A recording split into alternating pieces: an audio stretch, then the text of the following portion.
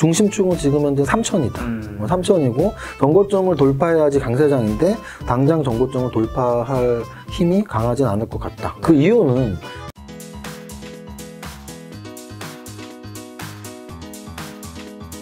샘쌤 굉장히 오랜만에 오셨어요. 매달 올 때에 비해서 이제 네. 지난달에 못 와서 거의 한 2달 만에 온 느낌이다. 야, 2달 만인데 굉장히 오랜만에 뵙는 것 같아요. 그렇죠. 이제 매달 보다 보니까 우리가 이제 뭐 자주 못 보던 사이에서 2달에 한 번 보면 굉장히 자주 보는 건데 그쵸. 매달 보다가 또 2달 만에 보니까 굉장히 또 오랜만에 보는 뭐 브로맨스가 형성됐다가 좀 요즘 깨지고 있습니다. 지금 겉에 스웨터가 레드인 건 크리스마스인가요? 네, 오늘 사실 저는 이제 우리 김 작가님 TV 네. 구독자분들에게 약간 산타클로스의 마음으로 그래서 일부러 좀 빨간 레드로 옷 색깔을 선택한 건 네. 12월은 또 우리 다 이렇게 좀 기분 좋은 크리스마스가 있잖아요. 그쵸. 그래서 크리스마스 이제 뭐 한 열흘 앞두고 있으니까 제가 오늘 좀 주식 투자자 경험과 제가 여태까지 쌓았던 노하우들 좀 선물로 드리려고 나왔습니다. 연말에서 궁금한 건데 보통 12월에는 주식시장, 한국 주식장은 좋은 편이에요? 안 좋은 편이에요?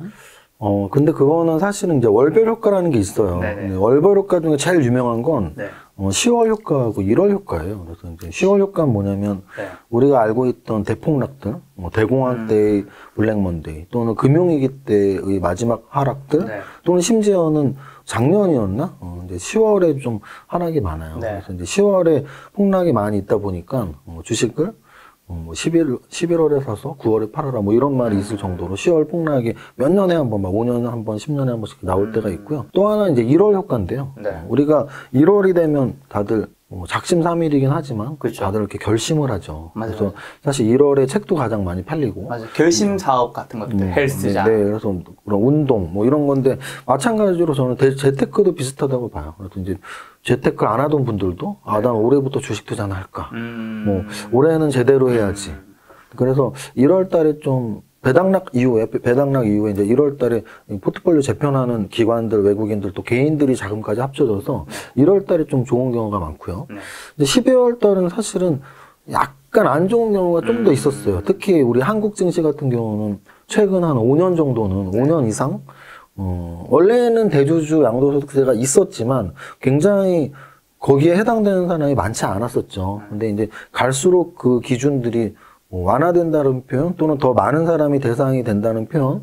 그래서 점점 대상자가 많아지면서 12월 달에는 야, 나 대주주 요건을 피하고 싶은데 이런 매물량이 나오면서 12월에는 연말로 갈수록 조금 안 좋은 경우가 있었는데 이 모든 것들은 월별 효과는 완벽한 데이터는 아니고요. 결국은 그 시장의 상황이 어땠냐에 따라서 달라지니까 뭐 12월은 좋다 나쁘다라고 천편일률적으로 말씀드릴 수는 없겠죠. 근데 또 제가 유튜브에서 보다 보니까 세무사님이 한국 주식장이 좀 안 좋아질 거를 미리 좀 잘 예측했다. 제가 이런 얘기 좀 들었습니다. 뭐 꼭 그런 건 아니고요. 왜냐면 지금 지금 아주 장이 안 좋냐라고 했을 때 사실 그렇게 안 좋은 건 아니에요. 무슨 뜻이냐면 그 시기는 지나간 건가요? 약간 지나갔죠. 근데 저는 늘 좀 이렇게 길게 보는데 김 작가님 방송에도 제가 뭐 매달 나올 때마다 그런 질문을 늘 저한테 하셨던 것 같아요. 다음 달, 그러니까 제가 월말 월초에 나왔으니까 그쵸. 뭐 이제 이번 달 또는 월말에 찍었으면 다음 달 예상 지수는 올라갈까요, 내려갈까요? 이런 질문을 되게 많이 하셨었는데요. 저는 이제 추세 분석가란 말이죠. 그래서 저는 이제 요때 매달 나왔었는데 요게 6월 달이죠. 6월 달 양선 나올 때까지도 8개월 연속 양선이네요. 계속 좋은 추세입니다. 이런 말씀을 드렸었고 이제 첫 음선 나왔던 게 7월 달인데요. 요때부터 이제 저는 8개월 양선에 음선 하나 나오면 음선이 또 나오겠죠. 사실 저는 그렇게 말씀을 드린 건 맞습니다. 그런데 이제 그렇게 따지면 지금 음선이 4개월 연속 나왔죠. 7, 8, 9, 10, 11, 5개월이 나왔네요. 그래서 조정을 5개월이나 받은 한국 증시가 12월 달에는 추가 하락하진 않고, 지금 아직은 기술적 반등인데요. 기술적 반등에 들어가 있는 모습입니다. 그래서 일봉으로 이렇게 길게 보면, 아까 말씀드렸지만 6월 말 3,300이 최고점이었고요.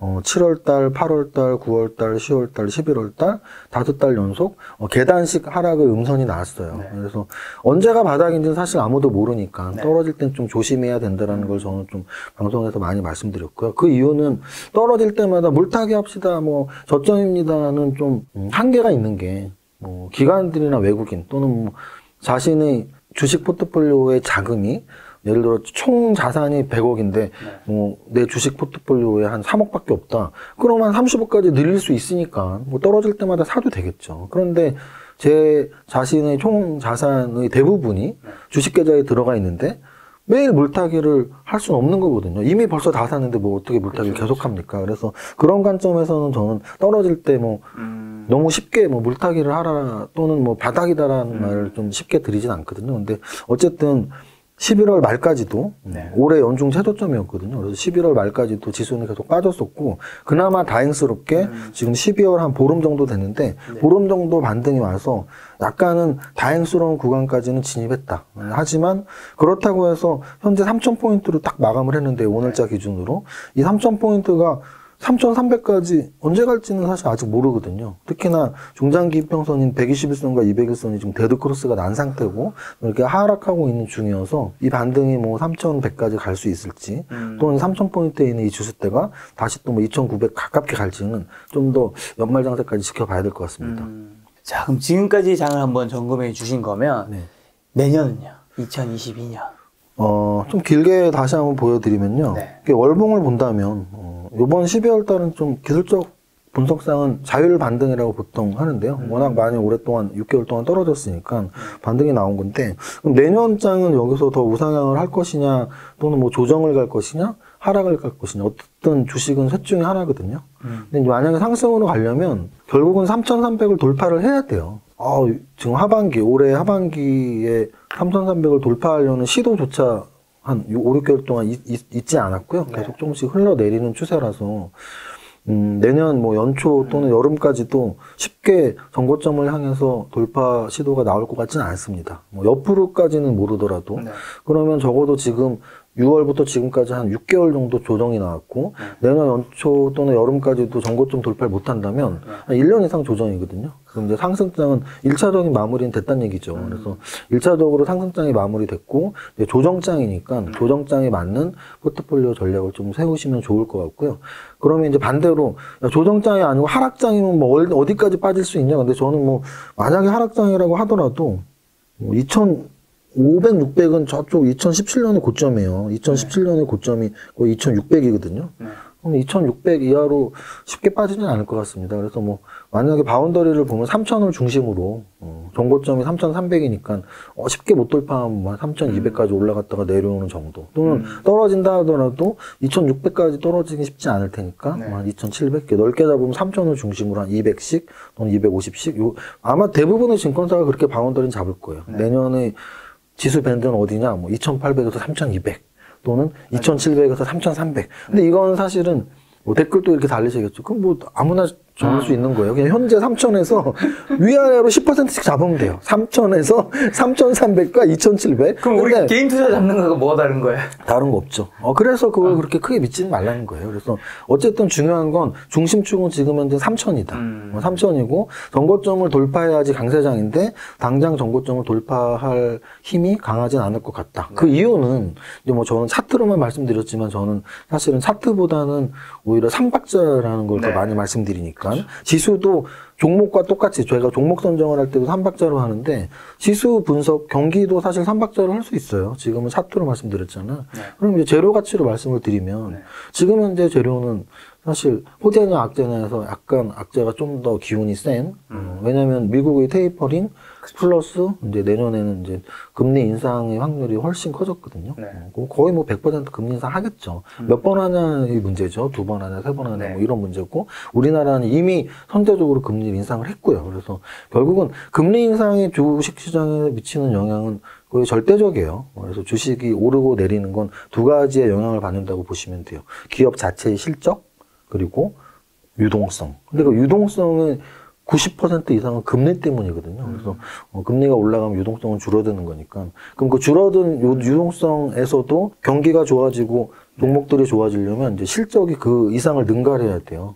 그래서 금리 인상에 의한 유동성의 축소와 기업의 실적의 증가가 누가 이기느냐의 게임인데 기업 실적이 사실은 계속 좋아졌죠. 왜냐면은 코로나인데도 네. 특별히 그 소비주들을 제외하고는 특히 시가총액이 조금 큰 반도체 또는 뭐 이런 4차 산업 관련주들 뭐 이런 종목들의 실적은 계속 좋아졌었죠. 그래서 그게 내년에도 이어질지. 그래서 결국은 세 가지. 내년에도 기업 실적이 계속 좋은 결과가 나올지. 그리고 금리 인상은 어느 정도 수준까지 갈지. 요게 이제 뭐 내년에 충돌한다고 저는 보고 있습니다.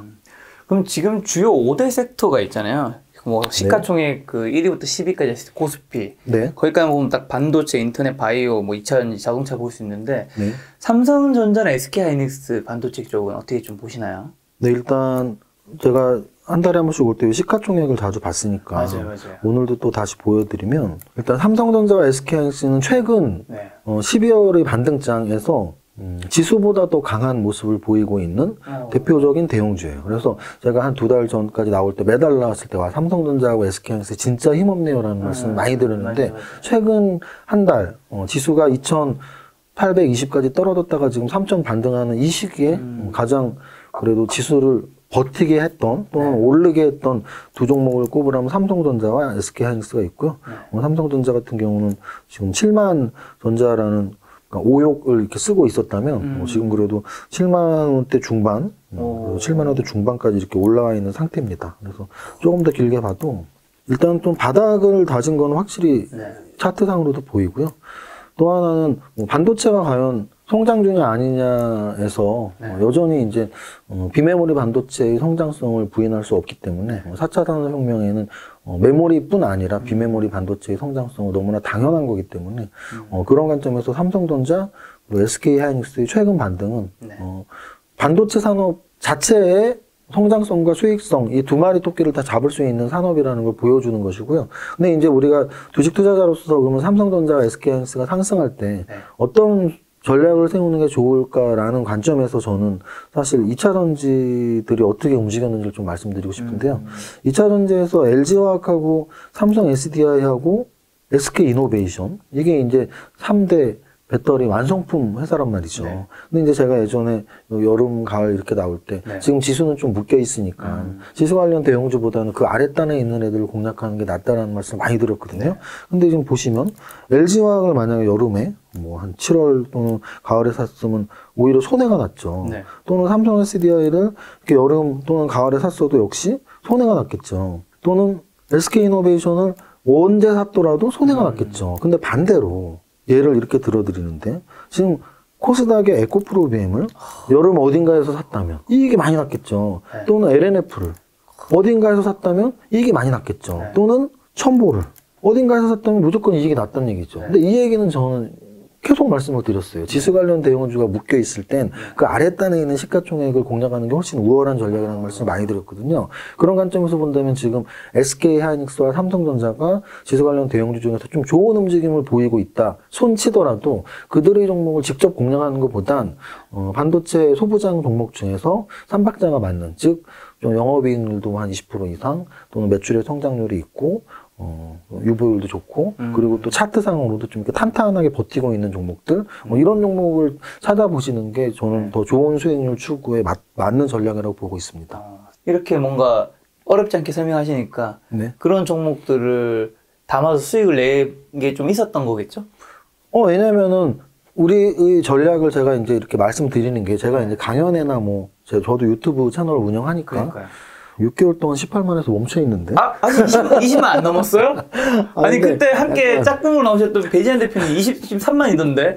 약간 마을 18에 걸려갖고 이게 욕하는 거 아닙니다. 제 유튜브 채널 구독자 수가 정말 마을 18에다 걸려갖고 한 6개월 정도가 딱 18명 정체됐더라고요. 제 능력 부족이라고 생각을 합니다. 근데 이제 어쨌든 이렇게 어감이 안 좋으니까 좀 빨리 19만으로 넘어가서 한 1000명 남았습니다. 19만 넘어갔는데. 근데 이제 제가 그런 유튜브나 강연회 때 이렇게 말씀을 드리는 내용들이 뭐냐면 뭐 한 종목 어디서 받는다고 인생 절대 바뀌지 않거든요. 근데 방법을 익히면은 인생 바뀔 수 있어요. 주식 투자 잘하는 방법을 알면 계속 잘해 나갈 수 있겠죠. 그래서 제가 말씀드리는 그러면 반도체 소부장 중에 뭐 뭘 사면 돼요? 이런 걸 궁금해 하시기보단 제가 아까 말했던 그 논리의 흐름들 2차 전지 배터리 완성 배터리 3사를 사는 것보다 이런 소부장 애들을 사는 게 수익률에서 훨씬 큰 차이가 났다면 삼성전자, SK하이닉스 사는 것보다 반도체 소부장을 찾는 게 맞아. 어떻게 찾지? 제가 말씀드린 대로 차트도 좀 탄탄하고 재무제표도 좋고 비메모리 쪽에 재료 가치도 있고 이런 종목을 찾아 나가시면 6개월 후, 1년 후에 진짜 다르구나라는 걸 좀 피부로 느끼실 수 있을 겁니다. 아까 삼성전자 차트 한번 다시 볼 수 있을까요? 제 주변에 다른 슈퍼게임이나 전업 투자자분들 보면 네. 삼성전자가 6만 8천 원, 뭐 6만 9천 원 이때부터는 사도 된다라는 식으로 좀 이야기를 좀 많이 하셨었는데 그분들은 왜 그때는 사도 된다는 식으로 얘기를 했을까요? 혹시 세무사님은 아실까 싶어서요. 아마도 그렇게 말씀을 하셨다면 뭐 차트나 추세 매매 쪽보다는 오히려 그 반대인 가치 투자 베이스인 분들의 확률이 높죠. 그 이유는 이제 저는 사실 뭐 성장주 투자, 추세 매매 투자 쪽으로 20년을 한 사람이고 근데 또 그 말씀하신 그런 분들은 아마도 가치 투자 베이스로 뭐 10년, 20년을 하셨겠죠. 그럼 가치 투자 베이스에서 핵심은 뭐냐면 기업 가치는 정해져 있어요, 지금. 근데 정해진 기업 가치가 있는데 주가는 매일매일 왔다 갔다 하죠. 그러면 가치는 여기에 있는데 가치보다 낮은 가격으로 거래되면 당연히 사야겠죠. 그렇죠. 또는 가치보다 높게 거래되면 팔아야 되겠죠. 그런 관점에서 삼성전자는 연초에 9만 원일 때는 어찌 보면 가치보다 높게 올라가 있던 상태였을 것이고 또는 7만 원이 깨진 6만 원대에서는 가치보다 낮게 떨어진 상태라고 판단을 하시는 거죠. 그러면 그런 관점에서는 삼성전자 6만 원대는 사는 게 맞아라고 말씀하시겠죠. 그러니까 가치 투자의 관점. 가치 투자의 관점은 뭐냐면 결국은 가치 대비 주가가 비싸냐 싸냐인데 가치는 픽스가 돼 있기 때문에 주가가 떨어지면 당연히 가치 대비 싸졌을 확률이 높은 거죠. 그래서 싼 주식을 좋아한다 또는 가치 대비 주가가 낮은 주식을 좋아한다는 비슷한 내용이에요. 근데 이제 저 같은 추세 매매자들 또는 성장주 투자자들은 그 반대로 매일매일 주가를 갱신하고 올라가는 것들은 언제 꺾일지는 모르지만 내 몸값이 계속 올라가고 있는 거잖아요. 그럼 그 상승 추세에 내가 올라타서 어디까지가 끝일지는 모르지만 그 상승의 이익을 같이 향유하자. 이게 이제 성장주 투자 또는 추세 매매 투자라고 보시면 됩니다. 그럼 인터넷 섹터 네이버 카카오는요? 일단 네이버 카카오 같은 경우가 조금 아쉽게 흘러가고 있어요. 무슨 뜻이냐면 네이버 카카오는 삼성전자랑 SK하이닉스가 연초가 고점이었다면 네이버 카카오는 거의 여름까지도 그 시세를 올렸어요. 네이버보다 더 오래까지 카카오보다 네이버가 좀 더 오래 움직였었고 근데 이제 약간 이슈들이 이것도 역시 좀 시가총액이 이제 커져서 뭐 다른 시가총액 대형주처럼 흘러내렸다고 저는 생각해요. 왜냐면 이슈들은 계속 나왔거든요. 사실 하반기 가을 이후에 섹터로만 봐서 가장 많이 오른 쪽은 게임하고 엔터 그리고 메타버스거든요. 근데 이런 4차 산업류의 종목들의 대장이라고 할 수 있는 건 사실 누가 뭐라 그래도 네이버와 카카오란 말이죠. 네이버와 카카오의 공통점은 플랫폼 사업을 하고 있고 그리고 또 게임과 또는 웹툰, 엔터 다 연결이 되어 있거든요. 심지어 네이버는 메타버스 플랫폼인 제페토를 운영하고 있고 또 카카오는 뭐 엔터, 웹툰, 게임, 카카오 게임즈까지 다 연결이 되어 있단 말이죠. 그럼에도 불구하고 안 좋네요. 네, 하반기에 게임도 다 올라가고 막 엔터도 올라가고 했는데 막상 네이버와 카카오는 오르지 못했다. 이것도 결국 아까 제가 말씀드린 시가총액 상위 종목이기 때문이야라는 것밖에 해석이 안 돼요. 왜냐하면 4차 산업혁명 관련주들이 사실 최근 2달 정도 가장 큰 상승을 보였는데 얘는 이렇게 죽어 있는 거죠. 시가총액 상위 종목들이 지금 조정받고 있는 시기야라고밖에는 해석이 안 되는. 저는 그렇게 보고 있습니다. 그러면 이 조정은 나중에 좀 탈출하는 건가요? 근데 만약에 지수가 좀 안정을 찾고 또는 지수가 이제 상승, 예를 들어 작년 여름이고 가을, 겨울 이 정도의 지수가 뭐 한 달에만 3%, 5%, 한 3달 연속, 5달 연속 이렇게 올라가는 시기가 온다면 그때 이제 지수 관련 대응주에서 주가 차별화가 올 거예요. 마치 작년에 네이버, 카카오가 다른 어떤 지수 관련 대형주보다 상승률이 훨씬 컸죠. 그러면 그런 지수 관련 대형주들이 올라가는 시기에 그때 네이버와 카카오가 올라갈 수 있느냐? 저는 올라갈 수 있다고 봐요. 왜냐하면 이 산업 구조의 변화라는 거 이걸 굉장히 무시 못하는 사건들이 몇 개씩 나왔는데요. 저는 또 이런 거를 또 설명드리고 싶어요. 저는 시가총액 상위 종목들을 사실 매일 봅니다. 20년 동안 매일 보니까 얼마나 분석을 여러 각도로 하겠어요. 그러면 이 시가총액 상위 종목에서 제가 요즘 보고 있는 변화는 뭐냐면 원래 탑10 안에 3개 이상의 종목을 둔 그룹은 한 개밖에 없었어요. 삼성. 네. 삼성전자가 1위고요. 삼성바이오로직스가 4위고 삼성 SDI가 7위입니다. 네.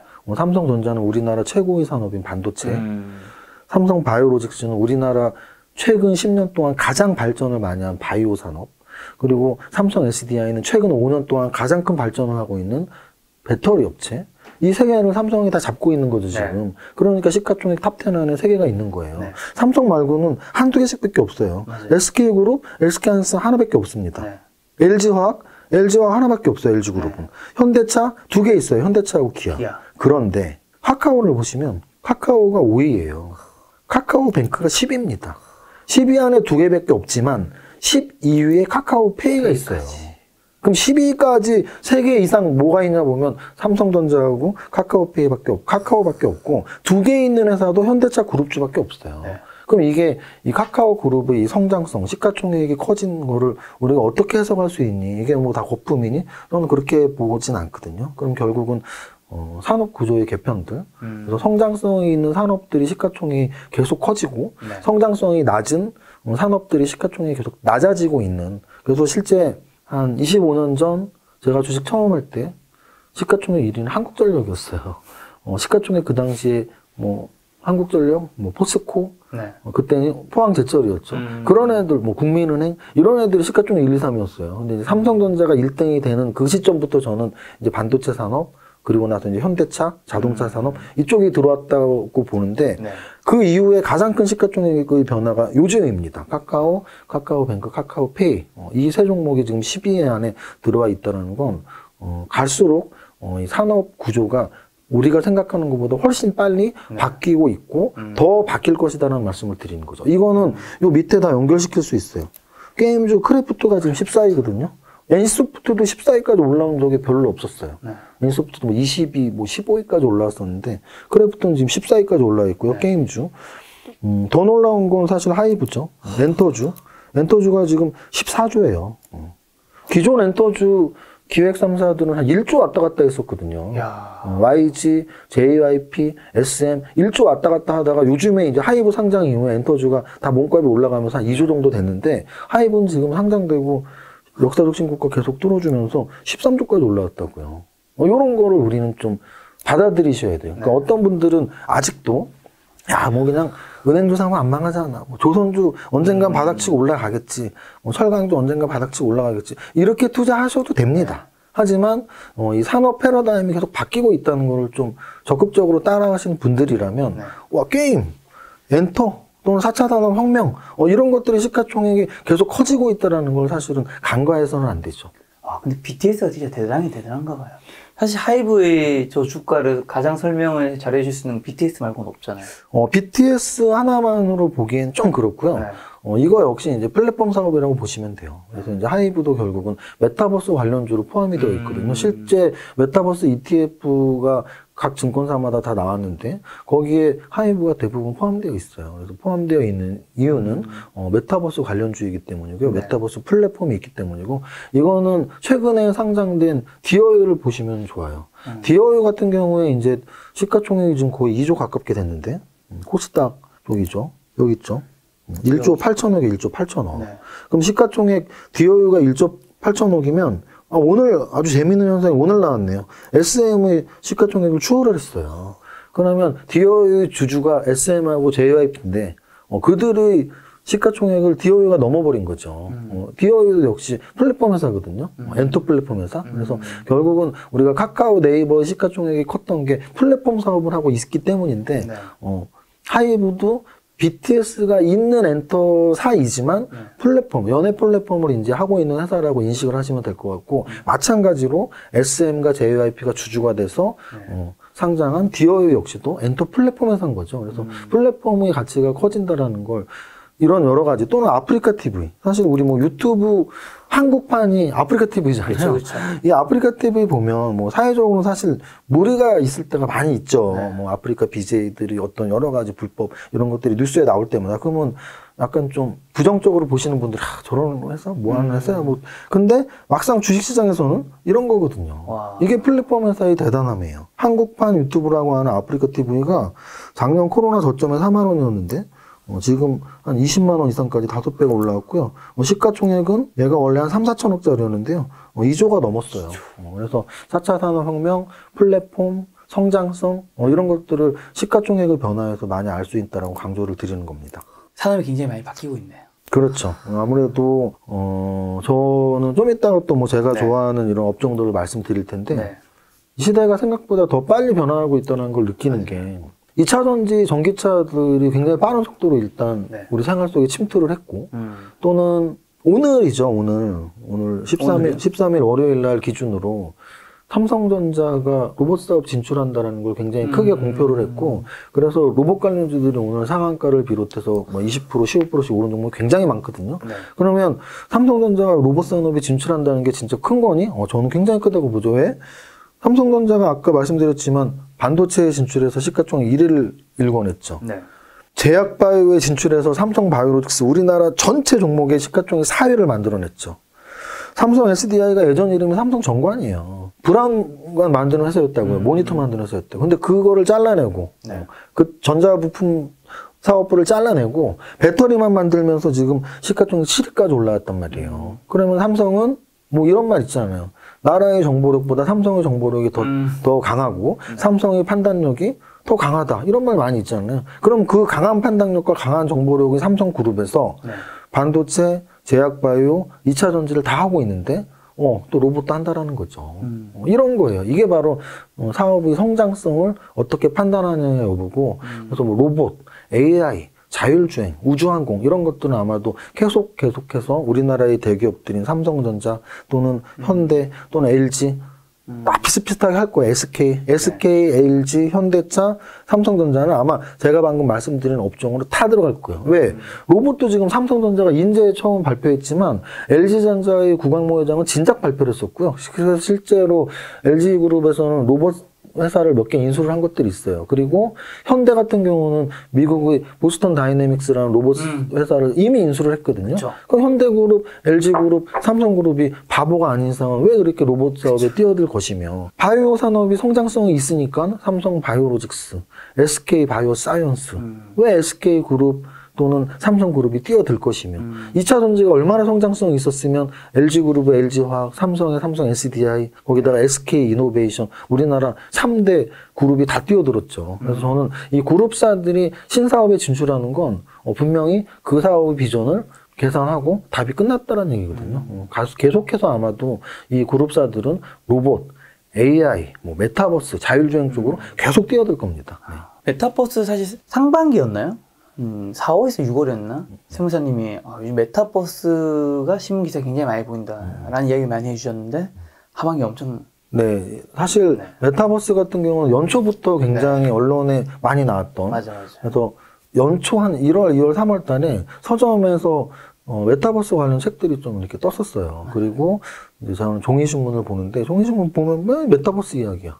그래서 관심을 제가 한 4월 달부터 가졌는데 한 4, 5월, 6월 달에 한번 탁 떴다가 여름에 좀 조정을 받았죠. 네. 근데 여름에 조정을 받았는데 한 9월, 10월부터 한 2-3달 동안 종목 따라 수익률이 달라지지만 어떤 종목들은 지금 뭐 5배, 10배씩 올랐거든요. 그러면 그 10배 오르는 게 가치 투자적 관점에서는 가치는 여기 있는데 10배가 오르는 게 말이 안 되잖아요. 가치 대비는 너무나 많이 거품처럼 올랐지만 이제 성장성을 가치로 평가하기는 쉽지 않거든요. 어떤 일이 벌어질지 아무도 모르니까 그 가치 평가는 쉽지 않아요. 그래서 가치로 분석되지 않는 미래 산업들에 대한 이 멀티플 곱하기는 사실은 일반 현재 우리가 눈에 보이는 산업과는 완전 확연히 다르다라는 걸 주식시장은 매번 보여주고 있는 거죠.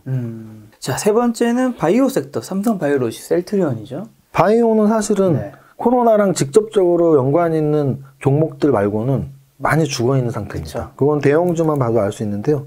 이게 삼성 바이오로직스인데 뭐 월봉으로 이렇게 변환을 해도 최근 한 1년 동안 거의 상승률이 없어요. 코로나 저점이 74만 원인데 지금 오늘 종가가 87만 원이니까 뭐 거의 뭐 코로나 저점보다 2배도 못 오른 게 삼성 바이오로직스고, 그리고 셀트리온 같은 경우는 오히려 코로나 저점보다 떨어져 있어요. 코로나 저점이 지금 작년 여기니까 20년, 코로나 저점보다는 조금 올랐구나. 코로나 저점 대비는 올라 있지만 지금 고점 대비 거의 뭐 반토막 가깝게 나 있는 상태거든요. 고점이 40만 원이었는데 지금 20만 원까지 빠져 있잖아요. 네, 그래서 시가총액 상위 종목들이 이렇게 반토막 나는 게 쉽지가 않은데 그래서 제약바이오는 삼성바이오로직스랑 셀트리온에서 알 수 있듯이 지금 좀 약간 정체 구간이다. 근데 다만 제약바이오 중에서 코로나 치료제 또는 코로나 백신과 직접적으로 관련 있는 몇몇 종목들만 4배, 5배, 10배씩 올라간 거지 전체적으로 제약바이오 산업은 지금 좀 정체 중입니다. 마지막은 현대차 기아에 있는 자동차 쪽이죠. 저는 사실 완성차는 조금 애매해요. 현대 기아가 앞으로 얼마나 더 강하게 갈지는 지금 차트는 사실은 강한 위치는 아니거든요. 네. 현대차, 기아, 그리고 현대모비스까지. 네. 근데 저런 거죠. 2차 전지 배터리가 못 가더라도 그 소부장들이 잘 가는 것처럼 지금 요 현대차, 기아차, 현대모비스가 못 가더라도 이 자율주행 쪽에서는 지금 계속 움직임이 나오고 있거든요. 그 이유는 우리 다 알고 있는 애플카 또는 인텔, 뭐 아마존 다 지금 자율주행에 다 한 달씩 걸치고 있단 말이에요. 이거는 먼 미래가 아니고요. 일단 100% 올 미래예요. 자율주행은 무조건 100%올 미래예요. 왜냐하면 제가 10년 전에 차를 샀고, 뭐 5년 전에 샀고, 뭐 1년 전에 샀던 이 차들의 기능이 계속 달라지고 있거든요. 그러면 이거는 앞으로 또 3년 후, 5년 후, 10년 후에는 정말 자율주행, 완전 자율주행, 운전자가 없는 세상, 그냥 뒤에서 책 보고 있고 메타버스로 화면을 즐기고 있는 그런 시기가 온다는 얘기죠. 그래서 저는 자율주행 관련 섹터를 굉장히 중요하게 보고 있고요. 대형주는 당연히 완성차죠.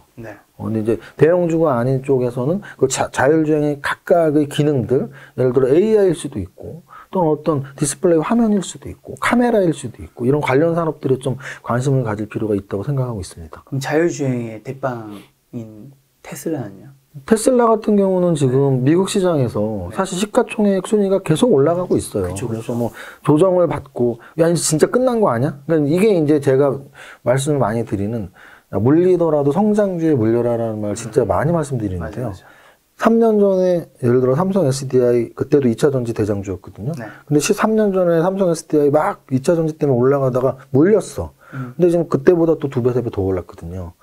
카카오, 네이버 뭐 3년 전에 물렸어? 근데 그때보다 또 3배, 4배 올라가 있거든요. 그래서 성장주에 물리는 것은 그 성장주가 끝나지 않았다면. 근데 이제 테슬라의 성장이 아직 안 끝났다라고 대부분 보고 있는 이유가 아직 전기차의 이 구매율이 이렇게 아직은 뭐 20% 내외? 15%, 20% 내외? 뭐 아직 절반도 안 됐고. 뭐 우리 주변에 전기차 타는 사람이 절반이 안 돼 있잖아요. 그리고 또 하나는 이 미래의 차들은 연료의 미래화는 뭐 전기차, 수소차지만 주행의 미래화가 훨씬 중요한 거고 말씀하신 것처럼 주행의 미래화, 자율주행에서 테슬라가 압도적으로 현재 1위의 기업이기 때문에 그 성장성까지 본다면 아직 성장이 멈췄다고 보기 힘들죠. 당연히 미국 주식 하시는 분들이라면 충분히 가치가 있고 관심 가질 필요가 있다고 보고 있습니다.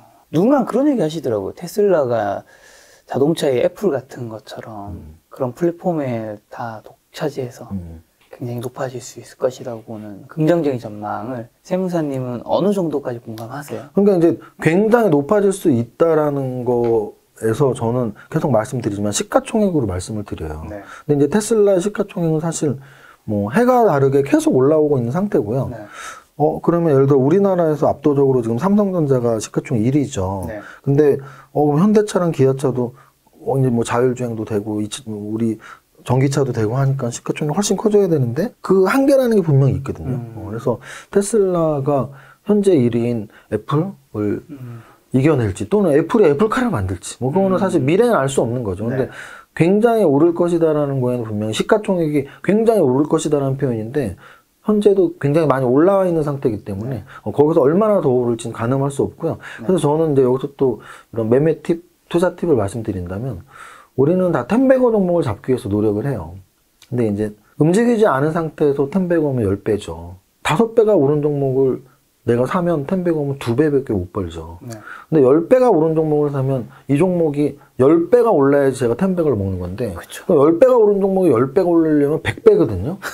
제가 주식을 20년 하면서 100배, 1000배 뭐 이렇게 올라가는 종목은 평생 한 번 정도 봤습니다. 한두 번. 아, 뭐였어요? 한두 번. 기억나세요? 예전에 새로운 기술 이런 것들이 굉장히 단기간에 100배 갔죠. 네네. 테슬라도 마찬가지고요. 네. 테슬라도 100배, 1000배 간 종목이죠. 근데 이제 거기서 또 100배, 1000배를 가느냐의 문제인 거죠. 그래서 네. 과연 그렇다면 아직 안 오른 종목에서 좀 찾아서 1100원을 찾는 게 더 수월한 전략일 수도 있다는 말씀을 드리는 거죠.